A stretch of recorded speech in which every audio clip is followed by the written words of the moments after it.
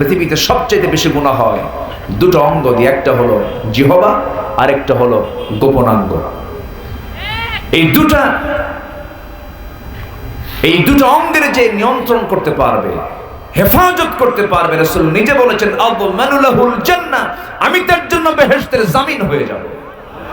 সূরাতুল হুজুরাত 49 নম্বর সূরা। কত নম্বর সূরা বলেন? 49 নম্বর সূরা। সূরাতুল হুজুরাতের 15 থেকে 18 এই কয়েকটা আয়াতে কারিমা আমি তেলাওয়াত করেছি। এবং সূরা হুজুরাতের মধ্যে আল্লাহ তাআলা 10টা কাজের হুকুম দিয়েছেন। কয়টা কাজের হুকুম বলেন? 10টা কাজ। শুনবো না ইনশাআল্লাহ? শুনবো। সূরা হুজুরাত আল্লাহ তাআলা সেই সময় দিলেন যে সময় আমার নবীর সামনে আমার নবীর কিছু অপছন্দনীয় কাজ যখন সাহাবীদের দ্বারা প্রকাশ পেয়ে গেল। মাইকম্যান কোথায়? আমার কানে একটু আওয়াজ দিতে হবে, পর্যাপ্ত আমার কানে যেন আওয়াজ থাকে, মনিটর অথবা ইতে যেন আমার আওয়াজটা থাকে। আচ্ছা, আমার নবীজির সামনে দুজন সাহাবী, সাইয়েদনা আবু বকর এবং সাইয়েদনা ওমর ফারুক রাদিয়াল্লাহু আনহুমা, এই দুজন সাহাবী, আবার এত বেশি না, নিয়ন্ত্রণ করেন, এত বেশি না, হ্যাঁ, দুজন সাহাবী নবীর সামনে বসে কথা শুনছিলেন। কথা বলতে বলতে দুজন সাহাবীর কথার আওয়াজ, দুজন সাহাবী যখন তর্ক বিতর্ক করছিলেন, তাদের কথার আওয়াজটা আমার নবীর কথার আওয়াজের চাইতে বুলন্দ হয়ে গেল। নবীর কথা নিচে পড়ে গেল, তাদের দুজনের কথাটাই উচ্চকিত হলো। বড় আওয়াজ যখন প্রকাশ পেয়ে গেল, নবীর কাছে এটা চরম কষ্টের কারণ হয়ে নবীজি কষ্ট পাচ্ছিলেন।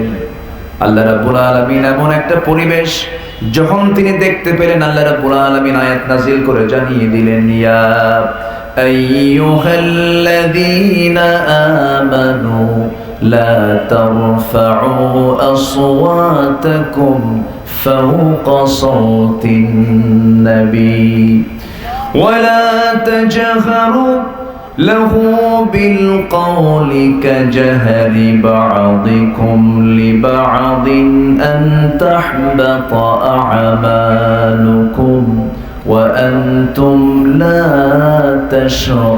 تشعرون جنبون الله أكبر ইমানদারেরা, তোমরা তোমাদের আওয়াজ কি নবীর আওয়াজের চাইতে বড় করো না। যদি বড় করে ফেলো, আন তাহবাতা আমালুকুম, তোমাদের সমস্ত আমলগুলোকে কাট করে ফেলা হবে, সমস্ত আমলগুলো নিষ্ফল করে দেওয়া হবে। আমার নবীর আওয়াজের চাইতে বেশি আওয়াজে যদি তোমরা কথা বলে ফেলো। আমার বন্ধুগণ, এই আয়াতটা যখন নাযিল হলো, সেদিন থেকে নিয়ে শুরু করে আমার নবীর মৃত্যুর দিন পর্যন্ত সাইয়েদনা ওমর ফারুকের মতো মানুষ আমার নবীর সামনে ফিস ফিস করে কথা বলতেন, বড় আওয়াজে কথা বলতেন না, সাহস পেতেন না। এখান থেকে এই বিষয়টি স্পষ্ট, মুরব্বীদের সামনে যারা জুনিয়র থাকবেন, সিনিয়রদের সামনে যারা জুনিয়র বসে থাকবেন, অবশ্যই তাদের কথা, তাদের আচার, তাদের আচরণ, তাদের ব্যবহারগুলো হবে সম্মানের সাথে না অসম্মানের সাথে? বলেন বলেন, সম্মান না অসম্মান? তাহলে একটা বিষয় স্পষ্ট হয়ে গেল, সূরাতুল হুজুরাত হলো আদবের সূরা, সূরাতুল হুজুরাত হলো পারিবারিক সূরা। একটা পরিবার কি, একটা সমাজকে, একটা রাষ্ট্রকে যদি শিষ্টাচারের শিক্ষা যদি দিতে হয়, সূরা হুজুরাতটা বাধ্যতামূলক করে দেওয়া উচিত ছিল সমস্ত সিলেবাসের ভিতরে। দুঃখজনক হলো সত্য, মাদ্রাসায় এমন পরিবেশ আমি কখনো দেখি নাই। তবে ভার্সিটিতে আমিও পড়াশোনা করেছি, শিক্ষক ছাত্রকে শাসন করে না ছাত্র শিক্ষককে শাসন করে? শিক্ষক ছাত্রকে পিটায় না ছাত্র শিক্ষককে পিটায়? ভালো করে কোন, ভালো করে বলেন, ভার্সিটির চিত্র বলেন। শিক্ষক ছাত্রকে পিটায় না ছাত্র শিক্ষককে পিটায়? মাঝে মাঝে দুই হাত দুই পা ধরে পানি তো পুকুরেও ফেলে দেয়, এমন রেকর্ড আছে না নাই? বলেন, আসতে বলবেন না, আছে না নাই? আছে। শিক্ষার হার শুধু বাড়লে হবে না, শিক্ষার হার বাড়ার সাথে সাথে চারিত্রিক যে সীমা, এটা নিম্নমুখী হওয়া দরকার না ঊর্ধ্বমুখী হওয়া দরকার? এখন আজকের চারিত্রিক সীমা কি ঊর্ধ্বমুখী না নিম্নমুখী? নিম্নমুখী। এর কারণ কি জানেন? এই সূরাগুলো জাতির সামনে স্পষ্ট না। আজকে যদি প্রত্যেক ভাইভা বোর্ডে, প্রত্যেকটা ভাইভা বোর্ডে যদি বাধ্যতামূলক করে দেওয়া হতো যে মুসলিম তাকে গোটা কোরআনের যে কোনো জায়গা থেকে এক পৃষ্ঠা কোরআন সহি করে তেলাওয়াত করতে হবে, তাকে কোরআন সম্পর্কে একটা ন্যূনতম ধারণা তাকে দিতে হবে, এমনটা যদি সবার জন্য বাধ্যতামূলক করে দেওয়া হতো, আমার দেশে প্রত্যেক মুসলমান শুধু নামাজ পড়া নয়, নামাজ পড়ানোর যোগ্যতাও রাখত। ঠিক কিনা বলেন? নামাজ তারই হয় যে নামাজ পড়ানোর যোগ্যতা রাখে। যে নামাজ পড়ানোর যোগ্যতা রাখে না তার নামাজও হয় না। যে মুসল্লি সে নামাজ পড়তেও পারবে, পড়াতেও পারবে। কিন্তু এখন যদি প্রশ্ন করি, এখানে যারা বসে আছে, কোরআনটাকে সহি করে পড়তে পারা মানুষ কি এখানে বেশি না কম? কম। শুধু এখানে কম না, গোটা দেশেই কম। যদি বলি আমার দেশের মুসলমান বিড়ি খাওয়া বেশি না বিড়ি ছাড়া বেশি? আস্তে খাওয়া। বিড়ি খাওয়া বেশি না বিড়ি ছাড়া বেশি? বিড়ি খাওয়া বেশি। যদি বলি আমার দেশের মুসলমান নামাজি বেশি না বেনামাজি বেশি? বেনামাজি বেশি। যদি আমি বলি এদেশের অধিকাংশ মুসলমানের মুখে, মানে মুসলমান দাড়িওয়ালা বেশি না দাড়ি ছাড়া বেশি? দাড়ি ছাড়া বেশি। কষ্ট পাচ্ছেন নাকি? আপনি আবার মাইন্ড করবেন না, এটা সবাইকে বোঝাতে হবে তো। তাহলে তাহলে দাড়িটা রেখেছেন এক নবী না সব নবী? বলেন, এক নবী না সব নবী? এমন কোন নবীর নাম কি বলতে পারবেন যে নবী দাড়ি ছাড়া ছিলেন? সুন্নাতুল আম্বিয়া, সকল নবী সুন্নাত হলো দাড়ি রাখা। তাহলে আমরা মুসলমান কিন্তু বেনামাজি বেশি, কোরআন পড়তে পারি না, বিড়ি খাওয়া বেশি। এত বিড়ি খায় শীতে আরো বাড়ে।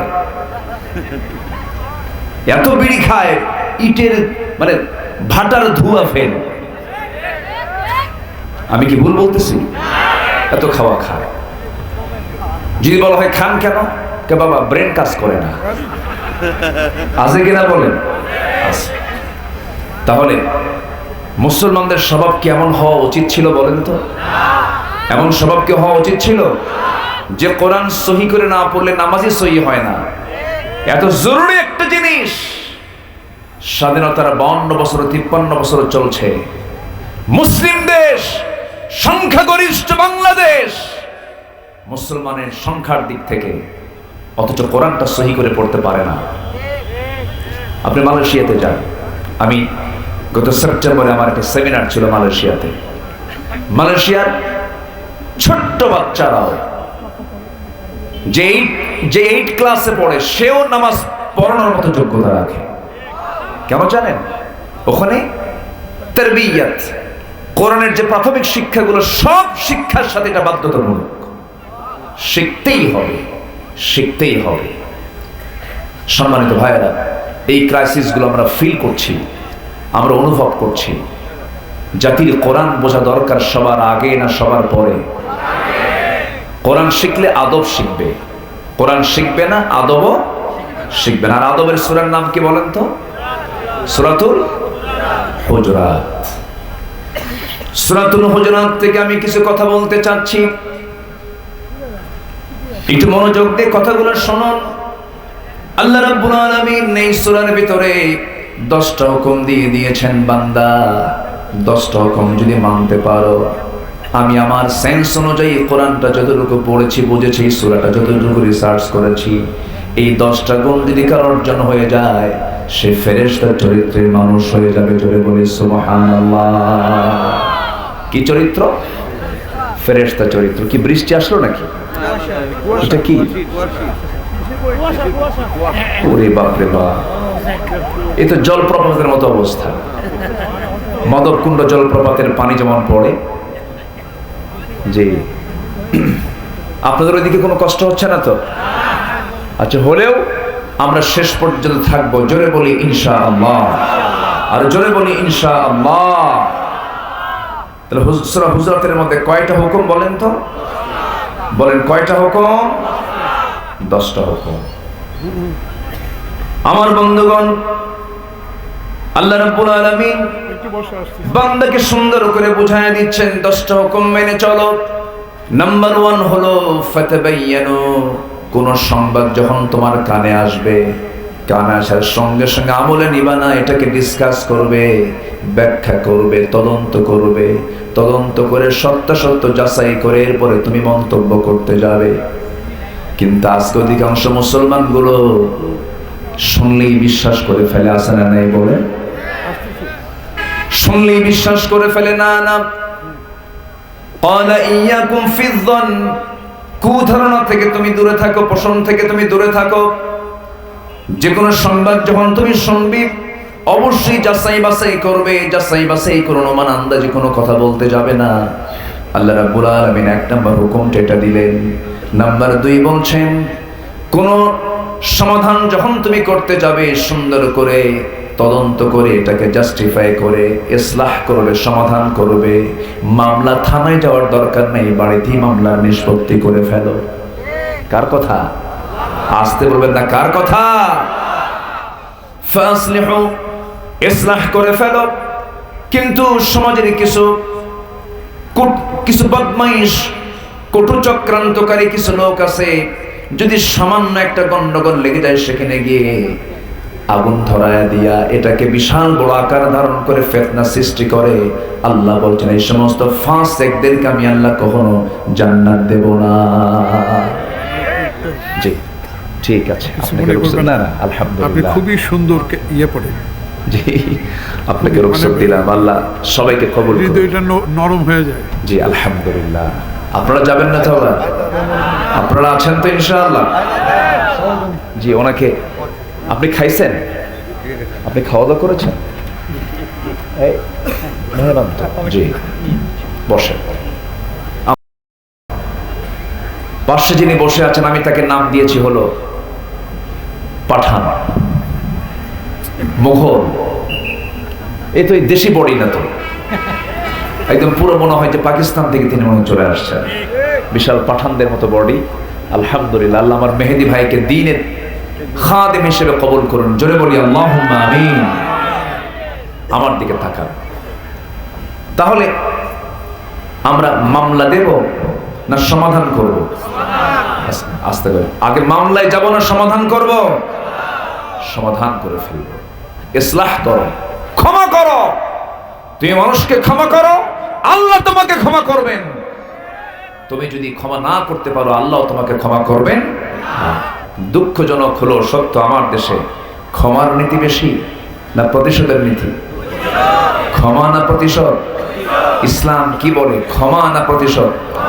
ক্ষমা। ক্ষমা করে দাও।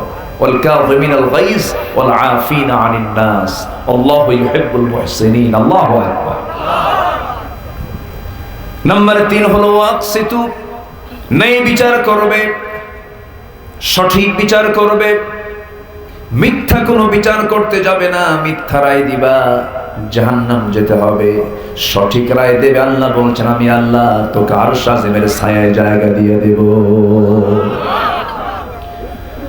নাম্বার 4 হলো লা ইয়াসখার, উপহাস করবে না। মানুষ মানুষকে কখনো উপহাস করতে পারে না, হেয় করতে পারে না, খাটো চোখে দেখতে পারে না। এগুলো ইমানদারের স্বভাব নয়। এরপর আল্লাহ বলছেন ওয়ালা তালমিজু, অপমান করবে না। ওয়ালা তানাবাজু, তোমরা দোষারোপ করবে না। নাম্বার 9 হলো ওয়ালা তাজাসসু, গুপ্তচর বৃত্তি করবে না। 2 নম্বরই করবে না, গোপনে বিষয় নিয়ে গুপ্তচর বৃত্তি করবে না। রাসূল বলেছেন যদি কোনো বান্দা কাউকে না বলে, বাড়িওয়ালাকে না বলে, যদি কারো বাড়ির জানালায় যদি উকি মেরে তাকায় থাকে, তার চোখটা কানা করে দাও। এই যে হুকুমগুলো দিয়েছেন, নাম্বার 10 হলো গীবত করবে না। কিন্তু দুঃখজনক হলো সত্য, আমার দেশের চৌরাস্তার মোড়ে, ত্রিমোহনীর মোড়ে, মোড়ে মোড়ে যে 4 দোকানগুলো হয়েছে, এগুলোকে আমি 4 দোকান বলি না, এগুলোকে বলি আমি গীবত খানা। কি খানা বলেন? কি খানা? গীবত খানা।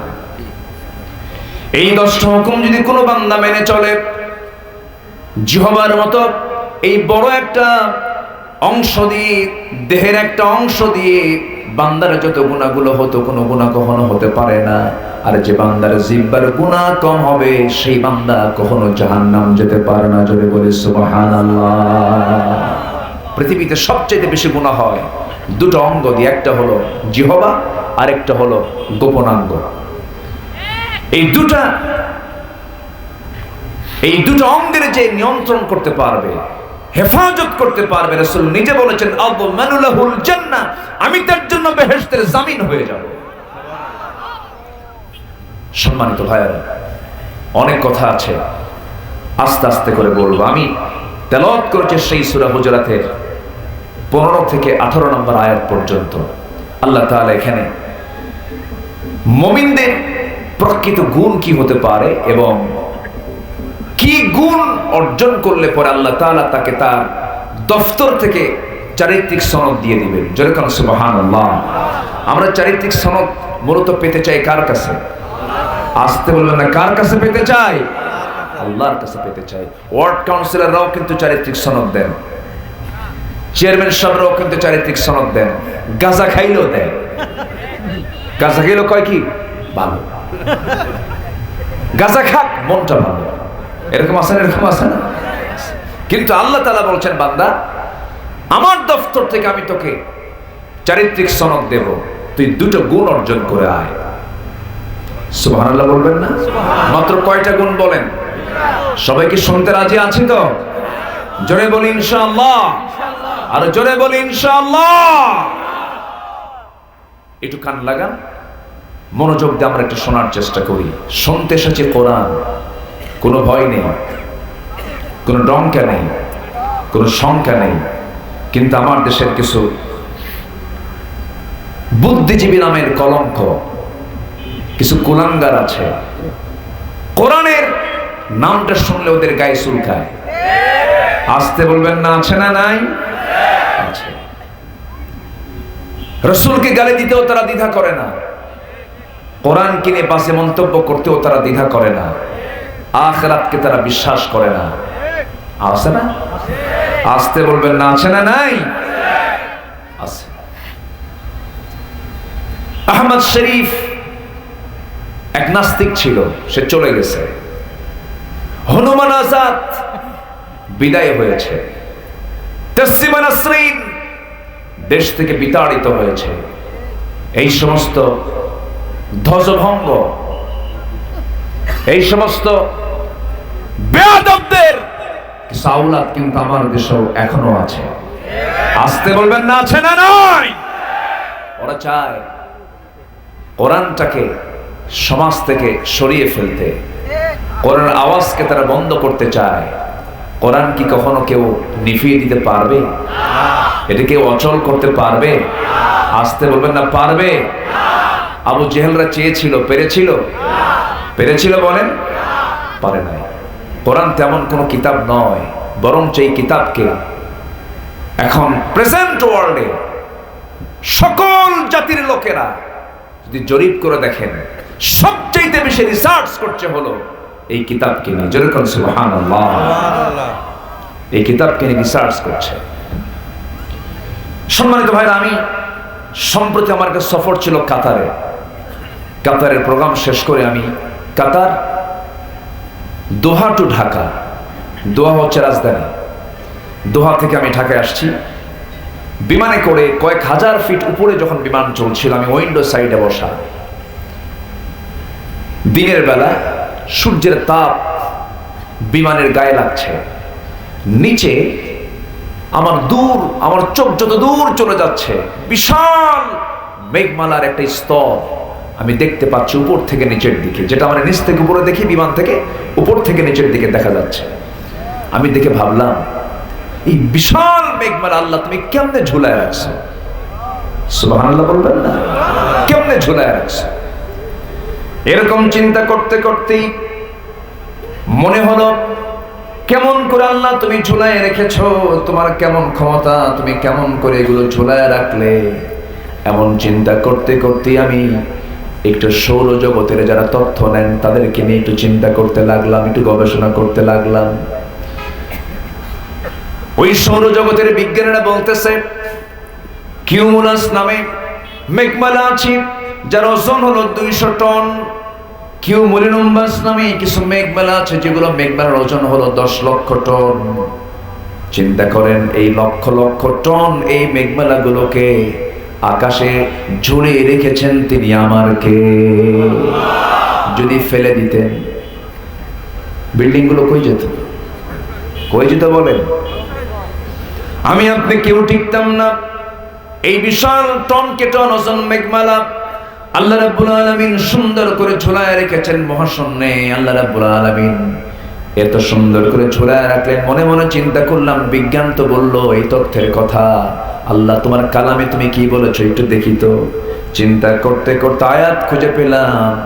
সূরা রাদের 12 নম্বর আয়াতে বলছেন, হুয়াল্লাযী ইউরিকুমুল বারকা খাওফান ওয়া তামাআন ওয়া ইউশিস সাহাবাস সিকাল। তিনি সেই মহান রব যিনি আকাশ উত্থিত করেন ঘন ভারী মেঘমালা, ঘন ভারী মেঘমালা।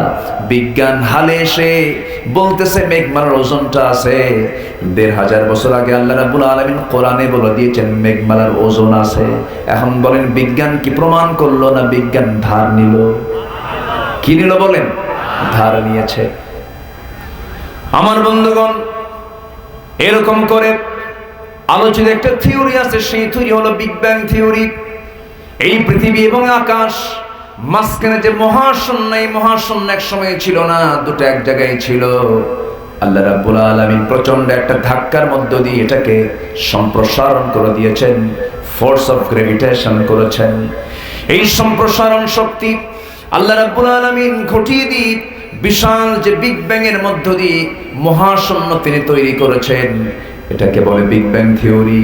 হালে এসে বিজ্ঞান এটা বলতেছে, অথচ 1500 বছর আগে মহান রাব্বুল আলামিন সূরাতুল আম্বিয়া 30 নম্বর আয়াতে বলছেন, আওয়ালাম ইয়ারাল্লাযীনা কাফারু আন্নাস সামাওয়াতি ওয়াল আরদা কানাতা রাতকান ফাফাতাকনাহুমা ওয়াজআলনা মিনাল মাই কুল্লা শাইইন হাই।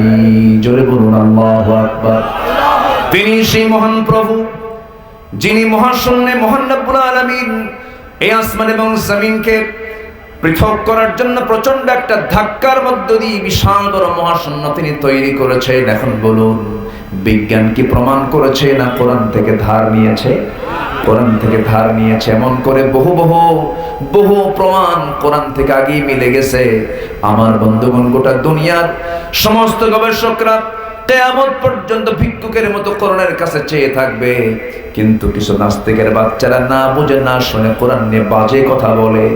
সময় আসুক, এমন একটা সময় আসবে এই সমস্ত নাস্তিকের বাচ্চারা ইঁদুরের গর্ত পাবে না পালানোর জন্য। ঠিক কিনা? আসতেছে সেদিন, আসতেছে। খুব বেশি দিন দূরে নয়, খুব বেশি দিন দূরে নয়। আবু জেহেলরা বলতো সাইয়েদনা বেলালকে দেখে, দেখ মুহাম্মাদের বাহিনীগুলো দেখ, বেলালের মতো কালো মানুষকে নিয়ে মুহাম্মদ বিশ্ববিজয়ের স্বপ্ন দেখে। হেও করত, ঠাট্টা করত। সেই বেলালকে আল্লাহ তাআলা মুয়াজ্জিন বানায় দিলেন। আল্লাহু আকবার বলবেন না? জোরে বলুন আল্লাহু আকবার। আফগানিস্তানে যে এখন প্রধান দায়িত্ব পালন করছেন, যিনি আজ থেকে 20-25 বছর আগে তাকে শিকল লাগিয়ে জেলখানায় ঢোকানো হয়েছিল, আজকে তিনি সেই দেশের আমির হয়ে বসে আছেন। অবহেলার চোখে দেখবেন না, অবহেলা করবেন না। আদর্শ যদি সঠিক হয় সবকিছুর পরাজয় ঘটানো যায়, আদর্শিক পরাজয় কখনো ঘটানো যায় না। চরিত্র সুন্দর করতে হবে মুসলমানদের। আল্লাহ কবুল করুন, জোরে বলি আল্লাহুম্মা আমিন। চরিত্র গঠনের জন্য কি দরকার? আসতে বলবেন না, কি দরকার? আমার দেশকে আজকে শিক্ষিত লোক কি দিতে পেরেছে? কিছুই পারেনি। যারা শিক্ষিত দাবি করেন তারা কিচ্ছু দিতে পারেননি। আমি জোর গলায় বলবো, সম্মানিত ভাইয়েরা, এদেশের যারা কৃষিজীবী, যারা কৃষক, তারা কি শিক্ষিত? দেশের জন্য তারা করেন না? দেশকে তারা অর্থনৈতিকভাবে পিছিয়ে দিয়েছেন না এগিয়ে দিয়েছেন? কৃষক দেশের জন্য কাজ করছেন, তারা অশিক্ষিত। যারা প্রবাসী, ওই প্রবাস জীবন থেকে হার্ড ওয়ার্ক করছেন, শ্রম দিচ্ছেন, দেশের রেমিটেন্স পাঠাচ্ছেন, শিক্ষিত না অশিক্ষিত? অশিক্ষিত। আমার দেশের বড় একটা সেক্টর গার্মেন্টস সেক্টরে যারা কাজ করছেন তারা শিক্ষিত না অশিক্ষিত? অশিক্ষিত। তাহলে অশিক্ষিতরা দেশকে এগিয়ে নিয়ে যায়, আর শিক্ষিত নামের কলম চোরেরা কলমের খোঁজা দিয়া কোটি কোটি টাকা লুটপাট করে দেশ থেকে পাচার করে। আছে না নয়? কথা বললি তো দোষ হয়ে যায়। বলবো কথা? রাগ করছেন? কষ্ট পাচ্ছেন? আমাদেরকে বলে হুজুরাই তো দেশ শেষ করে দিল, সব দোষ আমাদের। যাদের চোখে আলেমদেরকে ভালো লাগে না, ওদের চোখের মধ্যে শয়তানের নজর আছে, ঠিক কিনা? সম্মানিত ভাইয়েরা, সম্মানিত বন্ধুগণ, আবু জেহেল বহু চেষ্টা করেছিল, পারে নাই। ফেরাউন চেষ্টা করেছিল, পারে নাই। নমরুদ চেষ্টা করেছিল, পারে নাই। মুহূর্তের মধ্যে নমরুদকে ন্যাংরা মশা দিয়ে বিদায় করেছেন তিনি কে? মুহূর্তের ভিতরে ফেরাউনকে পানিতে চুবায় মেরেছেন তিনি কে? সে আল্লাহ তো নাই? আসতে বলবেন না, আছে না নাই? কিন্তু বিজয়ী হওয়ার জন্য দরকার ইব্রাহিমের ঈমান, বিজয়ী হওয়ার জন্য দরকার হলো মুসার মতো ঈমান, বিজয়ী হওয়ার জন্য দরকার হলো ওমর, আবু বকর, ওসমান, আলীর মতো ঈমান। সম্মানিত ভাইয়েরা, আল্লাহ বলছেন আমি তোকে চারিত্রিক সনদ দেব আমার দফতর থেকে, দুটো চরিত্র ঠিক করে আয়। জোরে বলি সুবহানাল্লাহ। কয়টা চরিত্র? কয়টা গুণ? দুটো গুণ, দুটো কাজ তুমি করে আসো।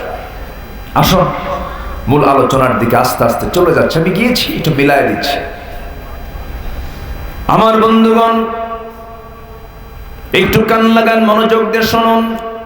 আল্লাহ রাব্বুল আলামিন সূরা হুজরাতের 15 নম্বর আয়াতে বলছেন, ইন্নামাল মুমিনুনা আল্লাযীনা আমানু বিল্লাহি ওয়া রাসূলিহি সুম্মা লাম ইয়ারতাবু ওয়া জাহাদু বিআমওয়ালিহিম ওয়া আনফুসিহিম وجاهدوا بأموالهم وأنفسهم في سبيل الله أولئك هم الصادقون জোরে বলুন আল্লাহু আকবার। প্রকৃত মুমিন তো তারাই, প্রকৃত ঈমানদার তো তারাই যারা এক নাম্বার যারা ঈমান আনবে আল্লাহর উপরে, নাম্বার 2 হলো নবীর উপরে। ঈমান আমরা আল্লাহর উপর আনলাম, নবী রাসূলকে মানলাম না, তা হবে না। মানতে হবে এক নাম্বার কাকে? নাম্বার 2 হচ্ছে মুহাম্মদ সাল্লাল্লাহু। আল্লাহকে কিন্তু ইহুদিরাও মানে, আল্লাহকে কিন্তু খ্রিস্টানরাও মানে, কিন্তু তাদের সেই মানার মধ্য দিয়ে তারা জান্নাত পাবে না, কারণ তাদের বিশ্বাসের মধ্যে কিছু ভুল হয়েছে। আল্লাহকে তারা মানে, কিন্তু ইহুদিরা উযায়েরকে আল্লাহর ছেলে বলে। জোরে কোন নাউযুবিল্লাহ। আমি কি আলোচনা শেষ করে দেব? কষ্ট পাচ্ছেন না তো কেউ? বলি আলহামদুলিল্লাহ। কি লাগতেছে? মজা পাচ্ছেন তো? যদি মজা পাই তাহলে ভাবতে হবে শয়তান এখানে ওয়াসওয়াসা দিতে পারছে না। আর যদি মনে হয় যে মজা লাগতেছে না, উঠবো কখন, ভাবতে হবে ইবলিস এখানে আশেপাশে খুব চেষ্টা করতেছে কিছু করার জন্য। কি কথা কি বুঝতেছেন আপনারা? না নিশিন্দারায় মনে হয় ইবলিস আসে না নাকি? আসে তো নাকি? আসে। একটু বসে। আমি এই মাহফিলে এসেছি প্রথম 2005 কি 6 সালের দিকে। আমি 2 টাইমস এই মাহফিলে এসেছি, এবার দিয়ে তৃতীয়বার, 3rd টাইম। আমি তৃতীয়বার আসলাম। আমি যখন শুনেছি ওই জায়গায়, আমি চেষ্টা করেছি সর্বোচ্চ এই ডেটটা দেওয়ার জন্য। আমার জীবনের বিশাল একটা স্মৃতি আছে এই মাহফিলের সাথে, কারণ শুরুর দিক তো 2004-5 আর 2023 শেষ হচ্ছে। আজকে হলো 31st নাইট, 31st নাইট, অর্থাৎ 31শে ডিসেম্বরের যে শেষ রাত্রিটা, এটাকে উদযাপন করে একটা মহল। এটা শুরু করেছে মুসলমান না ইহুদি খ্রিস্টান? আমার দেশে মুসলমান পালন করে না? করে। এটা নিয়েও কিছু কথা বলবো, জোরে বলি ইনশাআল্লাহ। আমার দিকে তাকান। হ্যাঁ, আমার কানে আসতেছে তো। আমার আওয়াজ আর কি তার চেয়ে বেশি আওয়াজ বাইরে থেকে শোনা যাচ্ছে। মুসলমান হয়ে এমন দিবস যারা পালন করো, স্পষ্ট ভাষায় কোরআনের বক্তব্য হচ্ছে ওরা হলো জালিম, ওরা ফাসিক, ঠিক কিনা? একজন ইহুদি পণ্ডিত ছিলেন, বলেই ফেলি, প্রসঙ্গ যখন আসলো বলেই ফেলি। ইহুদি পণ্ডিত আব্দুল্লাহ ইবনে সালাম রাদিয়াল্লাহু তাআলা আনহু, তিনি ইসলাম কবুল করেছেন। পরে ইসলাম কবুলের পরে এই বড় একজন ব্যক্তি যখন তিনি শুনতে পেলেন ইহুদি থেকে, ইহুদি আগে ছিলেন, ইহুদি থাকার কারণে তিনি ইহুদিদের বিশেষ একটা দিবস তারা তিনি পালন করতেন। ইসলাম গ্রহণ করার পরেও নামাজ পড়তেন, রোজা রাখতেন, সব কিছু করতেন, কিন্তু তিনি উটের গোশত খেতেন না, উটের গোশত খেতেন না। আরেকটা হলো শনিবারের ছুটি তিনি পালন করতেন, শনিবারের ছুটি তিনি পালন করতেন, উটের গোশত তিনি খেতেন না। এই জিনিসটা ইহুদিদের সংস্কৃতিতে, ইহুদিদের সংস্কৃতিতে এটা ছিল। এই জিনিসটা যখন তিনি পালন করতেন, নবীর কানে সংবাদটা চলে গেছে, আল্লাহর পক্ষ থেকে আয়াত নাযিল হয়ে গেছে, ইয়া আইয়ুহাল্লাযীনা আমানু দুখুলু ফিস-সিলমি কাফা ওয়া লা তাত্তাবিউ খুতুওয়াতিশ শাইতান ইন্নাহু লাকুম আদুউম মুবিন। জোরে বলুন আল্লাহু আকবার। আল্লাহ বলছেন তোমরা ইসলামে পরিপূর্ণরূপে দাখিল হয়ে যাও, শয়তানের পদাঙ্ক অনুসরণ করো না। মানে ইহুদিরা যে বিষয়গুলো তোমরা পালন করবে, খ্রিস্টানরা যে দিবসগুলো পালন করবে, যে সংস্কৃতি লালন করবে, মুসলমান সে সংস্কৃতি লালন পালন করতে পারে কখনো নয়। কিন্তু আজকে মুসলমান 31st নাইট পালন করে। আজকের এই রাত্রিতে কত নারী যে তার সতীত্ব হারাবে আল্লাহই জানে। 14ই ফেব্রুয়ারি কি কন,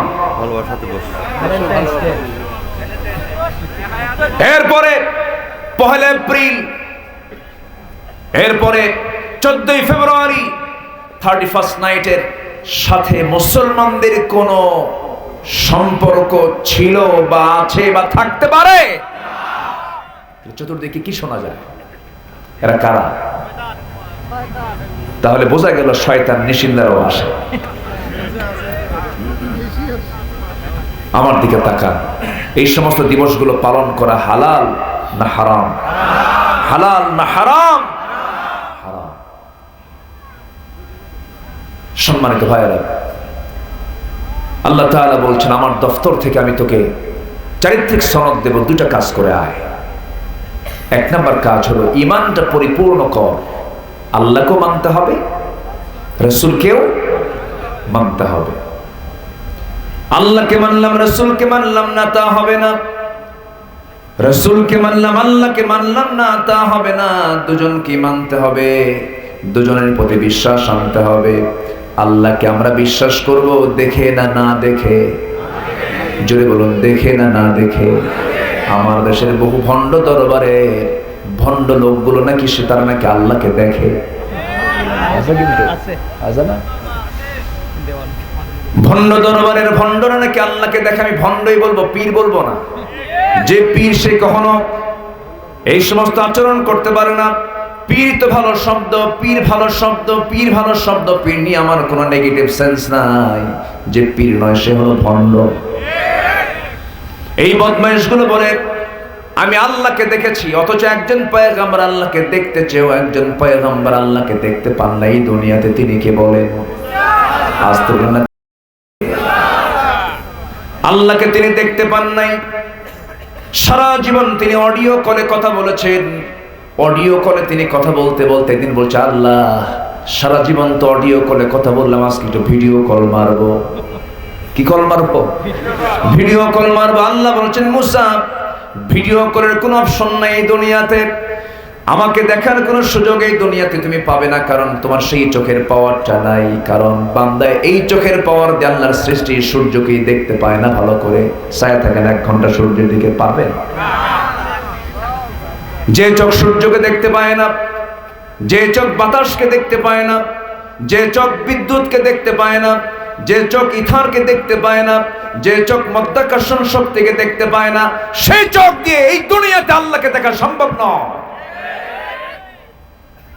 যারা বলে যা দেখি না, বিশ্বাস করি না, সোজা বিদ্যুৎ লাগাই দিবে।